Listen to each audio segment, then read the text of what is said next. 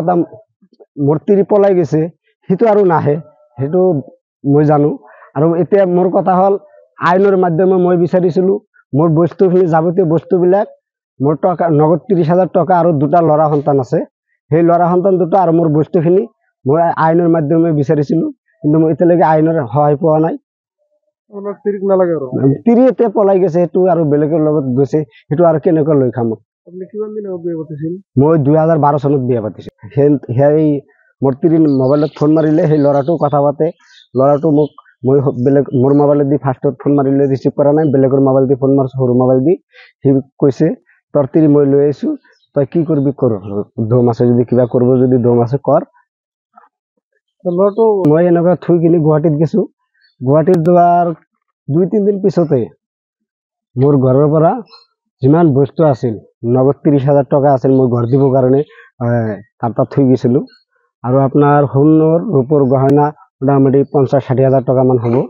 আৰু মোৰ ঘৰৰ যিমান যাৱতীয় বস্তু আছে একদম ডেস্কিৰ পৰা কাপোৰৰ পৰা গেছৰ পৰা যিখিনি বস্তু আছে ফেন চেন যিমান আছিল মানে সম্পূৰ্ণ বস্তু সি মাকৰ ঘৰত পলাই লৈ গৈছে। মোটামুটি পৰকীয়া প্ৰেম আছে 2-3 বছৰ আগৰ পৰাই।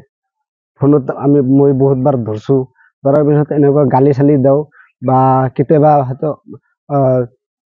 খং চং উঠিলে সিহঁতৰ ঘৰৰ পৰা মানুহ চানুহ মাতিলে আহি কিনি ডাইৰেক্ট ছোৱালীটো লৈ যায়। এনেকুৱা কৰি মই এই মোটামুটি 1-1.5 মাহ মান আগত মই একবাৰ ধৰিছিলোঁ, ধৰি কিনি দেৱানী মাতবৰক মই কৈছোঁ যে এনেকুৱা কথা, সি ফোনত পৰকীয়া কৰি আছে, মই দেখা পাওঁ, ভিডিঅ' কল কৰি কথা পাতে। তাৰপিছত সিহঁতক মই ক'লোঁ, সিহঁতক কয় এই তহঁতে যি কৰা কৰ, আমি একো কৰিব নোৱাৰোঁ। তাৰপিছত মই এনেকুৱা থৈ কিনি গুৱাহাটীত গৈছোঁ। গুৱাহাটীত যোৱাৰ 2-3 দিন পিছতে মোৰ ঘৰৰ পৰা যিমান বস্তু আছিল নগদ 30,000 টকা আছিল, মই ঘৰ দিবৰ কাৰণে তাত থৈ গৈছিলোঁ। আৰু আপোনাৰ সোণৰ ৰূপৰ গহনা মোটামুটি 50-60,000 টকা মান হ'ব।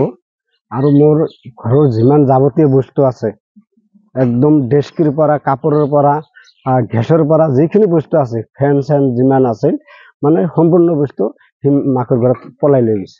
আৰু লগত মোৰ দুটা ল'ৰা আছে, এটা 11 বছৰ আৰু এটা 9 বছৰ। সেই দুটা ল'ৰা লৈ তাৰ মাকৰ ঘৰত 1-1.5 মাহ মান আগত থাকাৰ পিছত আৰু আপোনাৰ এইবিলাক ঘটনা। আৰু এটা কথা, তাৰ মাকে সম্পূৰ্ণ জানে। তাৰ মাকে যোৱা 11 তাৰিখত ৰাতিপুৱা মোৰ সৰু ল'ৰাটো দি আৰু সেই যোনটো ল'ৰাৰ লগত পৰকীয়া আছিল সেই ল'ৰাটোৰ লগত মোৰ তিৰিক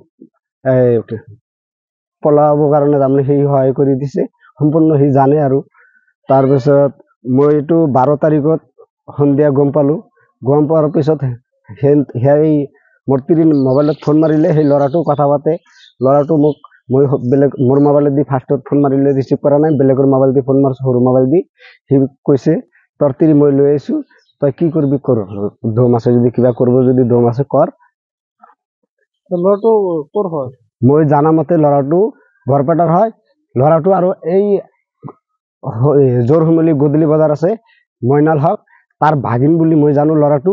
আৰু মোৰ তিৰিটো হ'ল তাৰ ভাগিন, এই দুটাই তাৰমানে ভাগিন। সিহঁতৰ ঘৰ হ'ল বৰপেটা ল'ৰাটোৰ, আৰু মোৰ তিৰিৰ ঘৰ হ'ল জোৰশিমলী। কি লৈ গৈছে আপোনাৰ ঘৰৰ পৰা?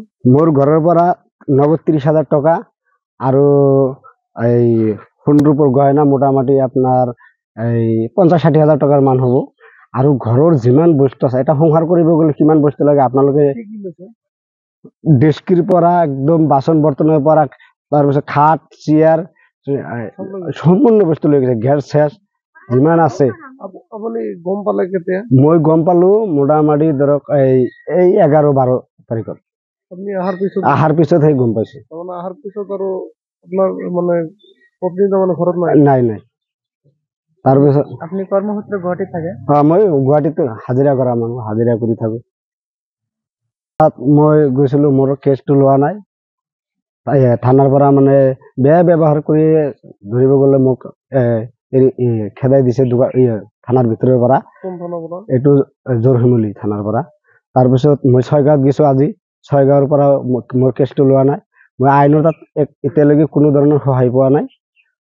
মই উপায়হীন হৈ এতিয়া আপোনালোকক মাতিছোঁ, আপোনালোকৰ মিডিয়াৰ জৰিয়তে। আৰু এটা মই লাষ্ট এটা কথা ক'ব বিচাৰিছোঁ যে আমাৰ অসমৰ মুখ্যমন্ত্ৰী ডাঙৰীয়াক এটা কথা অনুৰোধ জনাওঁ যে যিকোনো থানা এইটো সৰু হওক ডাঙৰ হওক সব মানুহৰ কাৰণে সমান।